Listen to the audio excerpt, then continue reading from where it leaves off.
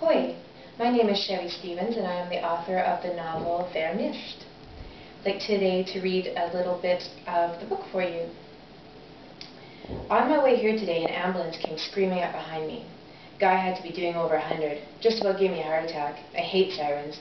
If they're not scaring the crap out of me, which isn't exactly hard to do these days. Hell, chihuahuas are probably more stable.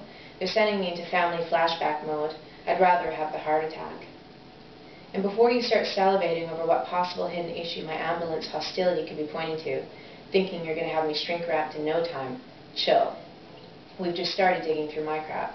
Hope you brought a big shovel. When I was 12, my dad picked up my older sister Daisy from the arena where she had skating practice. This was during Mom's French cuisine stage, and she was making French onion soup while we waited. Most of my childhood memories are wrapped in the aroma and flavors of whatever country's food she was into at the time, and my ability to eat certain foods depends on the memory. I can't eat French onion soup. Can't even smell the stuff. As sirens passed by our house that night, I turned the volume up on my show to drown them out. Later, I found out the sirens for Daisy and my dad. On their way home, Dad stopped at the corner store, and then, as they pulled out into the intersection, a drunk driver ran the red and hit them head-on. Jerk crumpled up our station wagon like a used Kleenex. I spent years wondering if they'd still be alive, if I hadn't begged my dad to pick up ice cream for dessert. Only thing that made it possible to move on was thinking their deaths were the worst thing that could ever happen in my life. Wrong. After the injection into my leg and before I passed out, I remember two things: the scratchy blanket against my face and the faint scent of perfume. Waking up, I wondered why I didn't feel my dog beside me. Then I opened my eyes and saw a white pillowcase. Mine were yellow. I sat up so fast I almost blacked out. My head spun and I wanted to throw up. With my eyes wide open and my ears straining to hear every sound, I scanned my surroundings. I was in a log cabin, 600 square feet or so, and I could see most of it from the bed. He wasn't there. My relief only lasted a few seconds.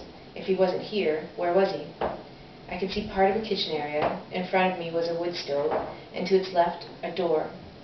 I thought it was night, but I wasn't sure. The two windows on the right side of the bed had shutters on them, or were boarded up.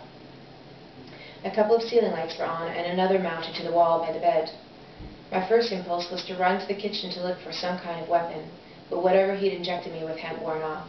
My legs turned to jelly, and I nailed the floor. I lay there for a few minutes, then crawled, then pulled myself up. Most of the drawers and cupboards, even the fridge, had padlocks on them. Leaning heavily on the counter, I rifled through the one drawer I could open, but couldn't find anything more lethal than a tea towel. I took a few deep breaths and tried to come up with some clue as to where I was.